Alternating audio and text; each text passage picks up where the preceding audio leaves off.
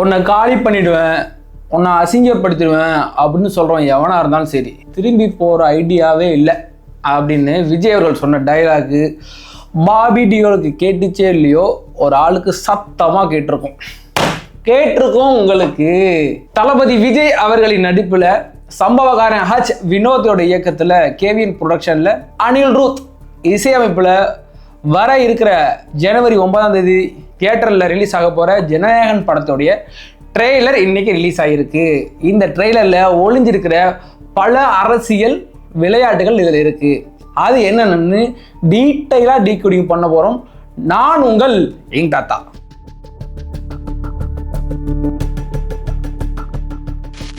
இந்த ட்ரெய்லரை டீட்டெயிலாக டீகோடிங் பண்ணுறதுக்கு முன்னாடி ஒரு சில விஷயங்கள் சொல்ல வேண்டியது இருக்குது.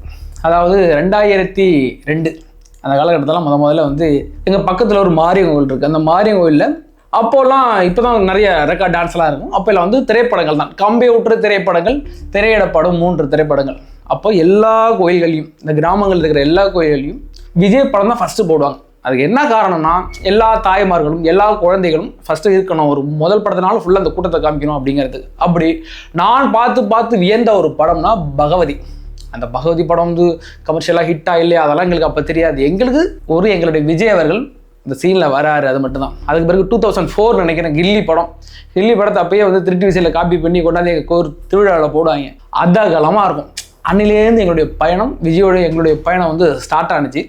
அப்படி சின்ன வயசுலேருந்து எங்கள் என்டர்டைன்மெண்ட் பண்ணிக்கிட்டு இருந்த அந்த விஜய் திடீர்னு அரசியலுக்கு நான் போகிறேன், நம்ம படத்தில் நடிக்க மாட்டேன் அப்படின்னு சொல்லும் போது உண்மையிலே வருத்தப்பட்டோம். நான் வந்து விஜய்க்கு ஃபேனா அப்படிங்கிறலாம் தாண்டி சின்ன வயசுலேருந்து எங்களை என்டர்டைன் பண்ணிக்கிட்டு இருந்த ஒரு நடிகர் டிவியில் பார்ப்போம், போஸ்டரில் பார்ப்போம், தியேட்டரில் போய் பார்ப்போம், கோயில் திருவிழாக்களில் திரைப்படம் போட்டால் பார்ப்போம், அப்படி பார்த்துக்கிட்டு இருந்த மனுஷன் திடீர்னு போகிறாரு அப்படிங்கும்போது கனத்த மனம் கடத்து விட்டது அப்படின்னு தான் சொல்லணும். இந்த ஜனநாயகன் படத்தை வந்து நான் ஒரு அரசியல் சம்மந்தப்பட்டேன், நான் ஒரு டிஎம்கேக்காரன், நான் ஒரு நாம் தமிழர் கட்சி, நான் ஒரு பிஜேபிக்காரன், அதனால இந்த படத்தை கொண்டாட மாட்டேன், அதனால இந்த படத்தை நான் அசிங்கப்படுத்துறேன், நீங்கள்லாம் டார்கெட் பண்ணி அடிச்சுக்கிட்டு இருக்கீங்களே, உங்களுக்கு எல்லாருக்கும் ஒன்றுன்னு சொல்கிறேன். விஜய் அரசியலுக்கு வரணும்னு அறிவிச்சார்ல, அதுக்கு முன்னாடி வரைக்கும் விஜய் நமக்கு விஜய், தளபதி விஜய் தான். அப்படி தான் இந்த படத்தை நீங்கள் கொண்டாடுனீங்கன்னா நம்மளை பல வருஷமாக நம்மளை என்டர்டெயின் பண்ணிட்டு இருந்த ஒரு மனுஷனுக்கு ஒரு நல்ல சென்ட் ஆஃப் கொடுக்கணும் அப்படின்னு எனக்கு ஒரு ஆசை. இந்த அரசியலும் தூக்கி போடும். தளபதியோட கடைசி படம், இத்தனை வருஷம் நான் என்டர்டைன் பண்ணிட்டதால அவரை நான் நல்லா சென்ட் ஆஃப் பண்ணணும் அப்படின்ட்டு இந்த படத்தை வந்த ட்ரெய்லர் கூட ரொம்ப என்ஜாய் பண்ணி இந்த ட்ரெய்லர் நாங்கள் பார்த்தோம்.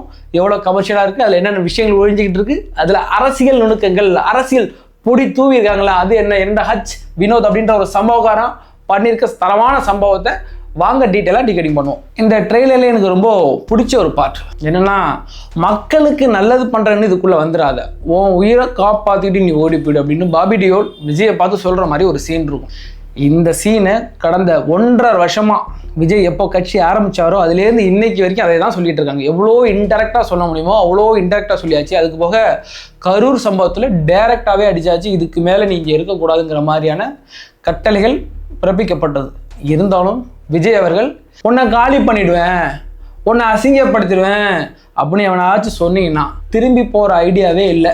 I am coming. இத்தனை நாள் ஐ எம் வெயிட்டிங்காக இருந்தது, தலைமை இதுக்கு பதிலாக கம்மிங் அப்படின்னு சூப்பராக சொல்லியிருக்கார். தன்னுடைய தாவேகா தோடுகளுக்கும் தமிழக மக்களுக்கும் ஒரு சூப்பராக ஒரு மெசேஜை கன்வே பண்ணியிருக்கார் விஜய். அதுபோக மொத்த அயோக்கியன்னு ஒன்று கூடியிருக்காங்க, அவங்க ஜெயிச்சிடவே கூடாது அப்படின்னு இந்த விஜய் சொல்கிற அந்த வார்த்தை தற்போது களத்தில் எப்படி ஒழிச்சிக்கிட்டு இருக்கு. ஏன்டா விஜய்க்கு எதிராக மொத்தமாக கட்டமைக்கப்பட்டிருக்கிற இந்த அரசியல் பிம்பம் இருக்குல்ல, விஜய்க்கு எதிராக நாம் தமிழர் கட்சி வந்துட்டு, விஜய்க்கு எதிராக திமுக வந்துட்டு, விஜய்க்கு எதிராக அதிமுக வந்துட்டு, விஜய்க்கு எதிராக பிஜேபி வந்துட்டு, ஒட்டுமொத்த சொல்லணும்னா சின்ன சின்ன கட்சிகள் விசிகா, பாமக போன்ற கட்சிகள்லாம் விஜய் எப்பெல்லாம் சீண்டலாம், அது மூலமாக ஒரு வெளிச்சம் கிடைக்குன்னு சொல்கிறாங்கல்ல.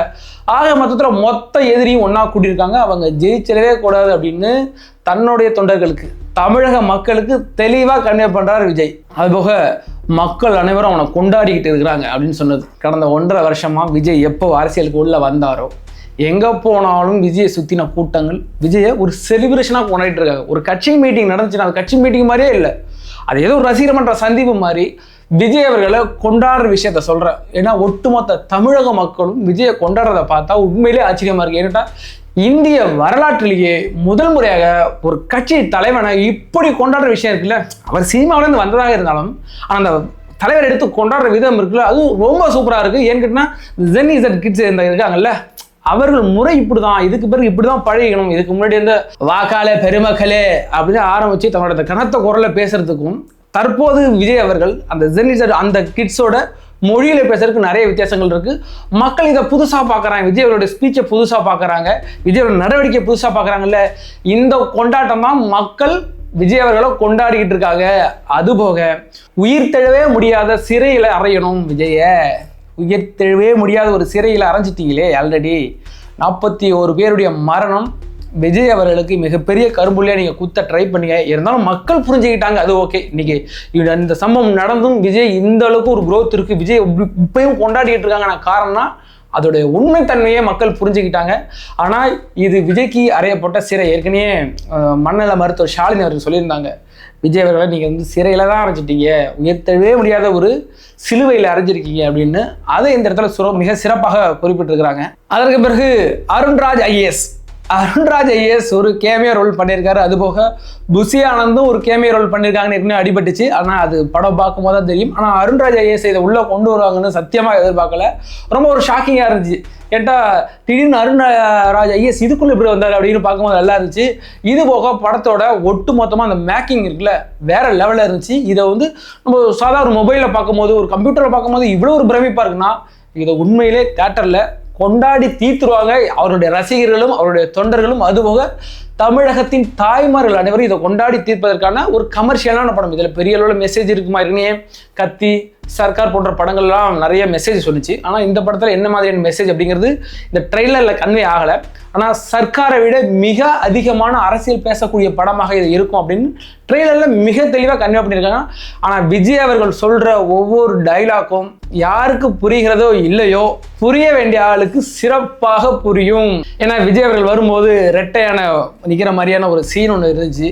உண்மையில இதெல்லாம் இருந்து தெளிவாக பிளான் பண்ணி தான் விஜய் இந்த காயை நகர்த்திருக்கிறார். ஏன்டா ஜனவரி 9ஆம் தேதி ரிலீஸ் ஆகுது. இன்னும் ஒரு 3-4 மாத காலம்தான் தேர்தல் இருக்கிறது. அந்த நேரத்தில் இந்த படம் எப்படிப்பட்ட தாக்கத்தை கொடுக்க போகிறது? நீங்கள் ஏற்கனவே சொன்ன மாதிரி ஒரு படம் வந்து விஜய்க்கு வந்து ஓட்டு விகிதத்தை அதிகப்படுத்திடுமான்னு சொல்லிகிட்டே இருக்கிறீங்க. அந்த மனுஷன் இத்தனை வருஷம் படம் நடிச்சு தான் இவ்வளவு ரசிகர்களை வச்சிருக்கிறாங்க, இவ்வளவு ஓட்டு விகிதத்தை ஏற்றிருக்கிறாங்க அப்படின்னு நான் ஏற்கனவே போன வீடியோவில் சொல்லியிருந்தேன். அதே தான் இந்த வீடியோவில் சொல்கிறேன். விஜய் அவர்களுக்கு இந்த படம் வெளிவந்து மிகப்பெரிய வெற்றி அடைஞ்சுன்னா அது பெரிய மைலேஜ். ஏன்டா ஜனநாயகன் படத்தை காலி பண்ணியே ஆகணும்னு ஒரு குரூப் அலைஞ்சிக்கிட்டு இருக்காங்க. அதற்காக பராசக்தி அப்படின்னு ஒரு தீய சக்தி இறக்கி விட்டுருக்காங்க. அந்த படத்தை நான் தவறு சொல்லலை. அந்த படம் வந்து வெற்றி அடையட்டும், அதுதான் எல்லாருடைய விருப்பமாக. கேட்டால் இது பல ஆயிரம் பல லட்சம் ஊழியர்கள் அவங்க குடும்பங்கள் சம்மந்தப்பட்டது. ஏதோ அந்த படம் தோற்றணும் இந்த படம் தோற்றணும் அப்படிலாம் கிடையாது. வரட்டும், ரெண்டு படமும் வெற்றி அடையட்டும். ஆனால் இந்த படம் வரும்போது அந்த படத்தை நான் காலி பண்ணி அடிக்கணும்னு சொல்கிறீங்களே, அப்போ ஆட்டோமேட்டிக்காகவே என்ன பண்ணுறோன்னா, இது நீங்கள் பிளான் பண்ணி அடிக்கிறீங்களா? அப்போ நான் அந்த படத்தை எப்படி கொண்டாடுறேன் பாரு அப்படின்னு தான் தமிழக மக்கள் இன்னைக்கு இந்த படத்தை கொண்டாடிட்டு இருக்காங்க, இந்த படத்தை காத்திருக்கிறாங்க. அதுபோக சின்ன வயசுலேருந்து நான் ரசித்த ஒரு கலைஞர் படம் கடைசியாக தியேட்டருக்கு வரப்போகுது, அதை நான் எப்படி கொண்டாடுறேன் பாரு, எப்படி ரசிக்கிறேன் பாரு அப்படின்னு ஒட்டுமொத்த தமிழக மக்களும் திரையரங்கை நோக்கி பயணப்பட காத்திருக்கிறார்கள். வர ஜனவரி 9ஆம் தேதி டோட்டல் கிராஷ். எல்லா திரையரங்கும் ஹவுஸ்ஃபுல்லாக இருக்கும் போது, அதுபோக இது எத்தனை காலங்கள் இது ஓடும், 2 மாதம் 3 மாத காலம் ஓடும். அதுக்கு பிறகு சோஷியல் மீடியாவில் இது பெரிய பேசு பொருளாக இருக்கும். அதுக்கு பிறகு விஜய் அவர்களுடைய அரசியல் நடவடிக்கை இதெல்லாம் சம்பந்தப்படுத்தி வர இருக்கிற 2026 தேர்தலில் இது ஒரு பெரிய பேசு பொருளாக மாறும். விஜய் அவர்களுடைய தாக்கம் அப்படிங்கிறதுல எந்த ஒரு மாற்று கருத்தும் கிடையாது. அடுத்தது ஒட்டுமொத்தமாக இந்த ட்ரெய்லரில் நம்மளுக்கு கன்வே பண்ணுற ஒரே ஒரு விஷயம், படம் கமர்ஷியலாக எல்லாருக்கும் குடும்பங்கள் கொண்டாடக்கூடிய ஒரு படமாக அமைய போகுது அப்படிங்கிறதுல எந்த ஒரு மாற்று கருத்து கிடையாது. ஏன்னா காலகாலமாக விஜயோட படம் அப்படிங்கிறது குழந்தைகளுக்கு குடும்பங்கள் கொண்டாடும் படமாக தான் இருந்துச்சு. அது வெற்றியோ தோல்வியோ படங்கள் வந்து எந்த ஒரு குடும்பங்களையும் சாட்டிஸ்ஃபேக்ஷன் பண்ணாமல் இருந்ததே கிடையாது. விஜய் நடித்தாலும் அது சாட்டிஸ்ஃபேக்ஷனாக இருக்கும் அப்படிங்கிறதுல எந்த ஒரு மாற்று கருத்து கிடையாது. அதுபோக இந்த படத்துடைய மேக்கிங் சரி, அந்த விஷுவலாக காமிக்கிற விதமும் சரி ரொம்ப அருமையாக இருந்துச்சு. இது தியேட்டரில் ஜனவரி 9ஆம் தேதி பார்க்க போகிற எல்லாருக்குமே செம ட்ரீட்டாக இருக்கும். இது கட்சி பேதங்கள் இல்லாமல், நான் ஏற்கனவே சொல்லியிருந்தேன், நான் அந்த கட்சிக்காரன் இந்த கட்சிக்காரன் தியேட்டருக்கு போக மாட்டேன், பார்க்கலன்னா விடு, பார்க்கறதுக்கு லட்சக்கணக்கான மக்கள் கோடிக்கணக்கான மக்கள் காத்துக்கிட்டு இருக்காங்க. இதை வச்சு ஒரு அரசியல் சாயம் பூசி இதை அடிக்கணும் அப்படின்னு நினச்சிங்கன்னா அது உங்களுடைய அரசியல், அது நம்ம எந்த தலையிட முடியாது.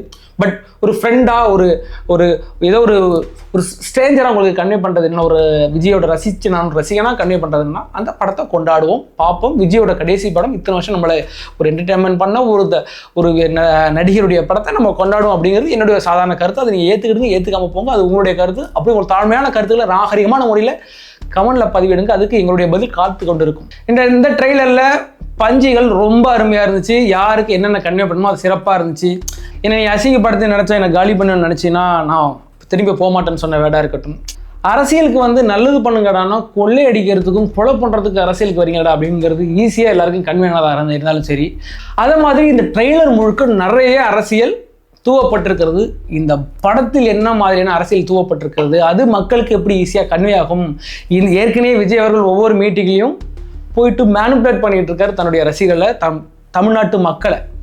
இந்த அரசு எவ்வளோ தீய சக்தியாக இருக்குது, இந்த திமுக எவ்வளோ தீய சக்தியாக கன்வே பண்ணிட்டு இருக்காரு. இந்த படத்துலையும் அதை ஈஸியாக கன்வே பண்ணிட்டா சம்பவம் உறுதி. 2026 சம்பவம் உறுதி. நோட் பண்ணி வச்சுக்க வேண்டியதான். ஆக மொத்தத்தில் இந்த ட்ரெய்லர் மிக சிறப்பாக இருந்தது. இது போக இந்த ட்ரெய்லர் உங்களுக்கு எப்படி இருந்துச்சுன்னு அதை கண்டிப்பாக கமெண்ட் செக்ஷனில் பதிவிடுங்க. அதுபோக வர இருக்கிற ஜனவரி 9ஆம் தேதி இந்த படம் எப்படி இருந்துச்சு, என்ன மாதிரியான அரசியல் பேசப்பட்டது அப்படிங்கிறத ரொம்ப டீட்டெயிலாக பேசுவோம். அதுவரை காத்திருங்கள். நான் உங்கள் யங் தாத்தா.